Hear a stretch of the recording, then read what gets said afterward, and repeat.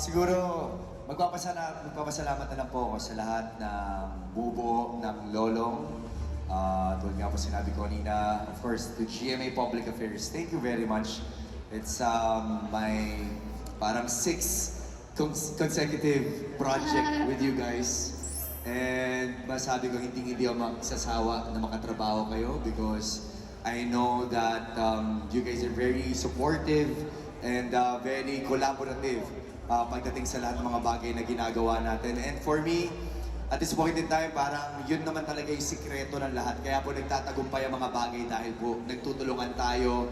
Walang alpha, walang diktador. Kumbaga lahat may boses. At yun siguro yung magic nitong Lolong. At nais ko rin magpasalamat sa ating mga writers. Napakaganda po ng script natin. Kakatapos ko lang basahin nyo hanggang week 5 and grabe, para ako nananaginip na meron na tayong panibagong yugto ng Lolong at I'm just very grateful sa inyo po lahat. Sa lahat ng cast na nagmula ng Season 1, thank you guys so much. Alam niyo po kung gaano ko kayo kamahal at kung gaano ako nagpapasalamat na nakatrabaho kayo. At muli, sa panibagong yugto ng Lolong, makakasama ko ulit kayo. Kasama ang mga bigatin at mahuhusay at initingala po natin ng mga artista. Maraming salamat po sa bawat isa po sa inyo. Sa inyo po lahat.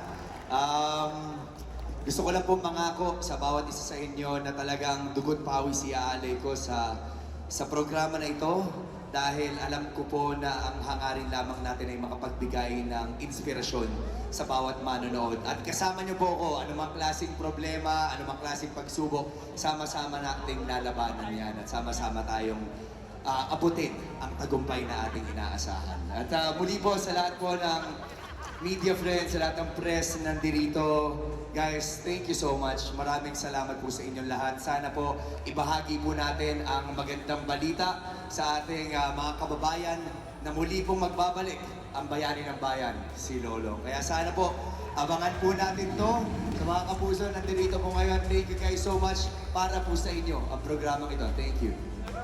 And thank you, Kuya Ruru.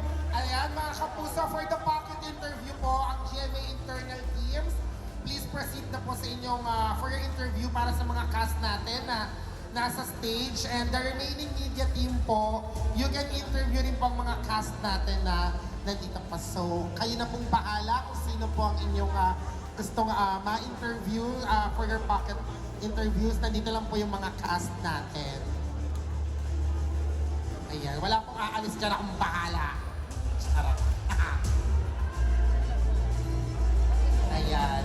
Okay, so mga kapuso, abangan po natin ang subaybayan ng panibagong yugto sa buhay ni Lolo sa Lolong Bayani ng Bayan, Monday to Fridays, 8 p.m. on GMA Prime. Simula po ngayong January 20. Mapapanood rin po ito via Kapuso Stream sa GTV at Global Pinoys can watch it via the international channel GMA Pinoy TV. Okay, so before we formally wrap up this event, we just want to share the exciting news for our global Pinoys in the US.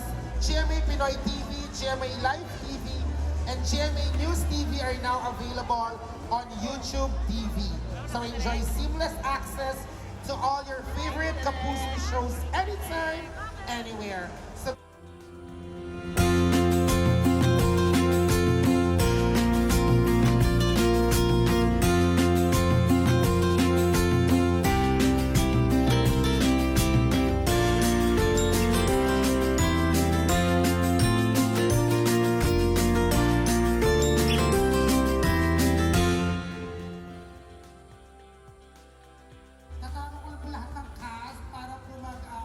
picture para po may pang-post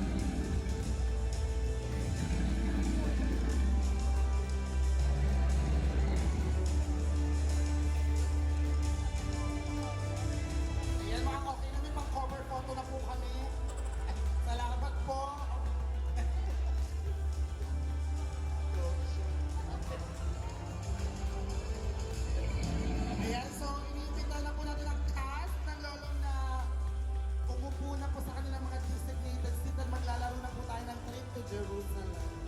Charot. Ayan, may mga uupunan po para mabigyan na natin mga questions. Ayan. Again, sa lahat po ng mga nandito, ang ating pong hashtag today ay Lolong MediaCon. So, kung meron po kayong mga naramdaman, lalo na kanina napanood natin yung trailer, pag nag-post po kayo, gamitin po natin ang hashtag Lolong MediaCon para po mabasa namin yan, tapos ma-screenshot namin, tapos ma-send po sa promo. Para di masayang.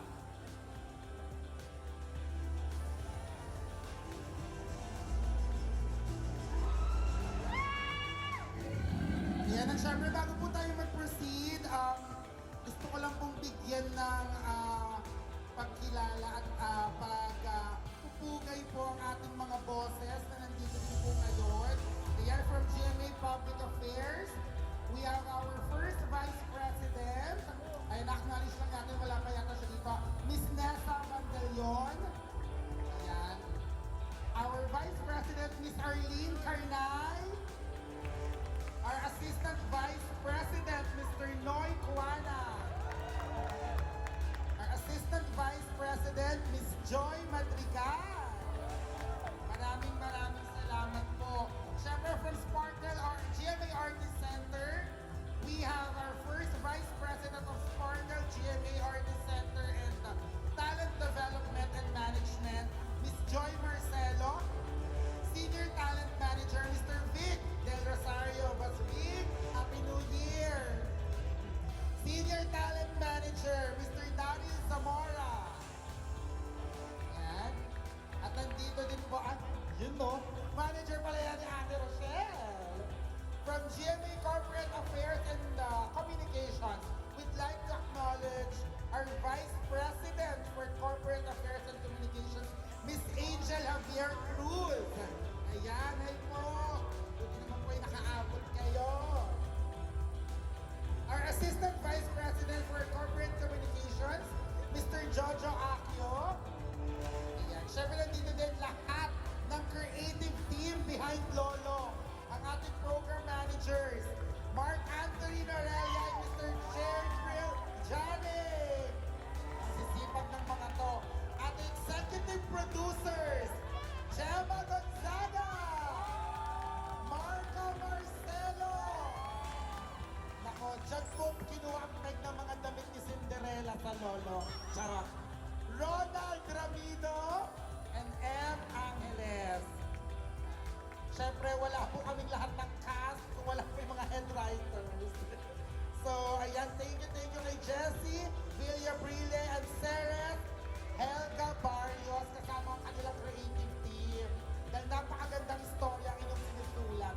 Kita-kita namin sa trailer kanina. And of course, ang mahal namin mga director, Mr. King Mark Baco, and Direk Romel Vanessa. Direk, belated happy birthday!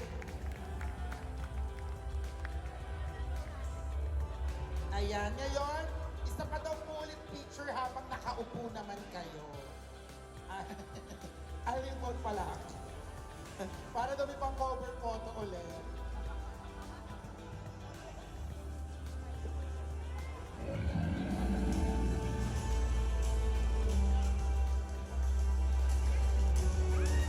Kuya, pag di ako nasama dyan ha.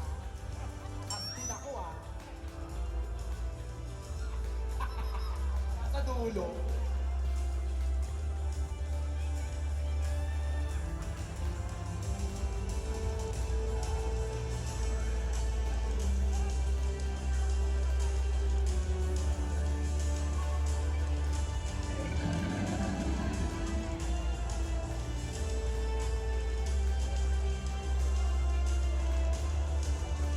Ayan, thank you po. I-airdrop nyo na lang po.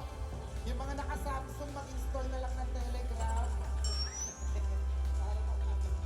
Ayan, sigurado rin po ako na gusto nyo na rin makakwentuhan ang cast ng Lolong. Kaya naman, ayan, syempre, yung mga media friends po natin nag-submit na ng mga tanong.